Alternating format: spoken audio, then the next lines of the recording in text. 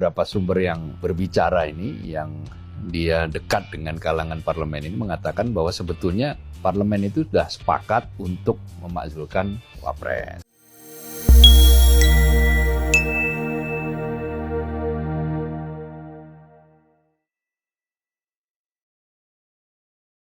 Assalamualaikum warahmatullahi wabarakatuh, sahabat Jalan Tengah Channel yang berbahagia. Semoga sahabat dan keluarga selalu dalam keadaan sehat walafiat dan tetap semangat.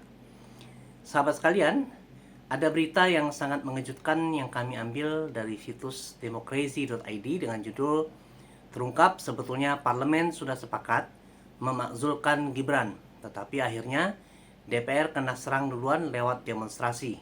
Ulah geng Solo. Sebetulnya parlemen sudah sepakat untuk memakzulkan Gibran, tapi akhirnya DPR kena serang duluan lewat demonstrasi.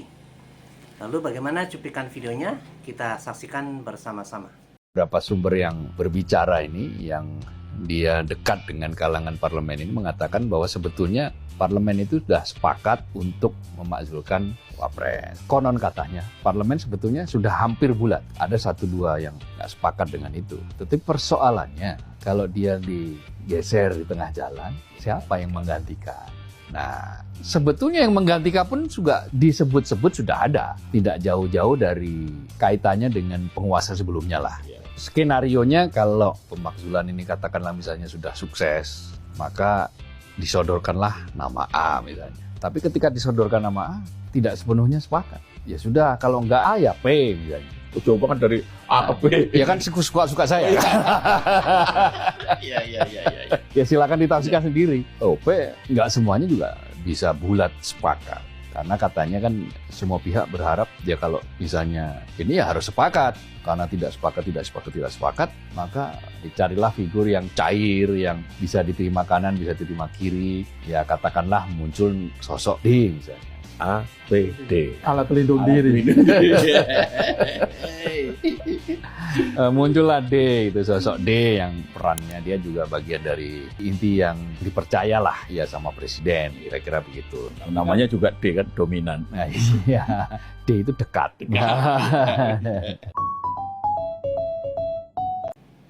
Sahabat sekalian, di situs yang sama pengamat mengatakan isu pembubaran DPR bagian skenario gagalkan pemakzulan Gibran.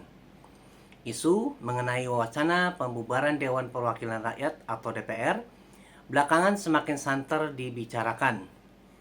Bagi pengamat intelijen dan geopolitik Amir Hamzah, fenomena ini tidak bisa dilihat hanya sebagai luapan kekecewaan publik terhadap lembaga legislatif.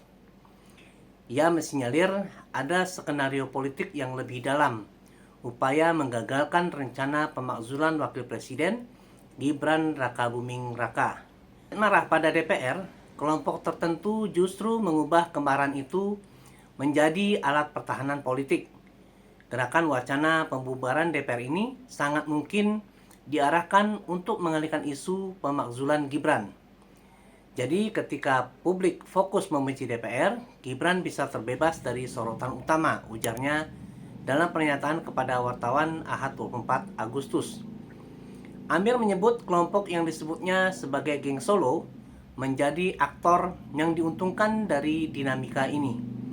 Mereka, menurutnya, lihai menempatkan isu pembubaran DPR sebagai tameng politik. Ia mencontohkan insiden ketika anggota DPR dari fraksi PAN, Eko Patrio, mengolok-olok netizen yang mengkritik wakil rakyat berjoget. Ini bukan sekedar kelalaian, bisa jadi sebuah blunder yang disengaja untuk memperbesar kebencian rakyat terhadap DPR, kata Amir. Menariknya, Amir menyoroti bahwa legislator yang berlatar belakang artis dari Gerindra justru memilih tidak ikut berjoget. Mereka tahu bahwa aksi itu hanya memperparah citra DPR. Artinya ada friksi internal di koalisi Prabowo sendiri karena sebagian kader partai tidak ingin terjebak dalam permainan yang bisa merugikan pemerintah, tambahnya. Isu pembubaran DPR juga disebut Amir akan merembet pada kredibilitas pemerintahan Presiden Prabowo Subianto. Sebab mayoritas anggota DPR saat ini berasal dari koalisi pendukung Prabowo. Jika DPR dilemahkan dengan narasi kebencian, maka Yang terkena imbas bukan hanya legislatif, tapi juga eksekutif. Publik akan menilai bahwa pemerintahan Prabowo tidak mampu menjaga kredibilitas institusi negara, dan ini sangat berbahaya bagi stabilitas politik ke depan, papar Amir. Ia menegaskan bahwa melemahkan DPR sama artinya dengan merusak citra pondasi demokrasi. Kalau DPR hilang legitimasinya, bagaimana mekanisme check and balance berjalan? Akibatnya, kepercayaan publik kepada Prabowo pun ikut terkikis. Lebih jauh, Amir menilai isu ini juga berdampak serius pada lembaga penegak hukum, terutama Kejaksaan Agung atau Kejagung dan Komisi Pemberantasan Korupsi atau KPK. DPR adalah mitra pengawas dua lembaga ini. Kalau DPR dilemahkan atau bahkan sampai ada wacana dibubarkan, maka pengawasan kinerja Kejagung dan KPK menjadi timpang. Yang rugi adalah rakyat, karena agenda pemberantasan korupsi bisa terhambat jelasnya.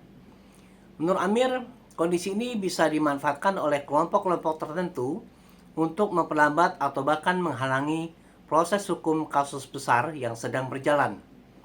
Jadi, bukan hanya soal politik Gibran, ada dampak domino ke penegakan hukum yang lebih luas, tegasnya. Amir Hamzah menyebut dinamika ini bagian dari perang psikologis politik di tingkat elit. Strateginya sederhana, mengalihkan kemarahan rakyat dari satu isu besar ke isu lain. Alih-alih membicarakan pemakzulan Gibran, energi politik diarahkan untuk membenci DPR. Itu teknik klasik dalam geopolitik, mengalihkan fokus agar aktor tertentu selamat, paparnya. Dalam politik Indonesia, pola saling mendungangi memang kerap terjadi. Menurut Amir, saat ini geng Solo masih memiliki pengaruh di parlemen, termasuk di dalam koalisi besar pendukung Prabowo. Mereka bisa saja membuat blunder demi blunder untuk memancing emosi publik. Jika rakyat makin benci DPR, maka wacana pembubaran DPR jadi terlihat masuk akal. Padahal itu hanya alat untuk menyelamatkan kepentingan tertentu, katanya. Amir menegaskan bahwa rakyat harus kritis menghadapi situasi ini. Isu pembubaran DPR mungkin tampak menggoda, tetapi harus diwaspadai, jangan sampai justru menjadi jebakan politik yang menguntungkan kelompok kecil. Sementara demokrasi dan penegakan hukum yang jadi korban, pukasnya. Dan mungkin itu saja yang dapat kami sampaikan. Semoga bermanfaat. Wassalamualaikum warahmatullahi wabarakatuh.